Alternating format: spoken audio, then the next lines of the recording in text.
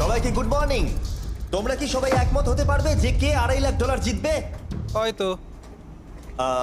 সবাই ট্যাবলেটে ভোট দাও, আর মনে রাখবে সবাইকে একজনকেই ভোট করতে হবে।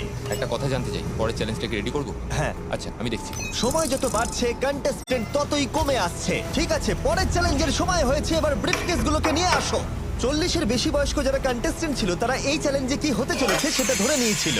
কেসে এই নাম্বারগুলো দেখে তো মনে হচ্ছে deal or no deal. Oh my god, এ তো ডিল আর নো ডিল মনে হচ্ছে। এটা দেখে তো মনে হচ্ছে ডিল অর নো ডিল।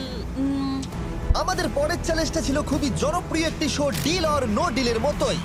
আর তাই আমরা সেই শো এর হোস্টকে নিয়ে এসেছি, হাউই ম্যান্ডেল। আরে দারুণ। 40-এর বেশি বয়স্করা হাউইকে খুবই ভালোবাসতো। Thank you, please. 14, তুমি নিশ্চয়ই একে চেনো না? তুমি কি আমাকে চেনো? দাঁড়াও দাঁড়াও, আমি চিনি। তুমি কি কোনো মিউজিক আর্টিস্ট?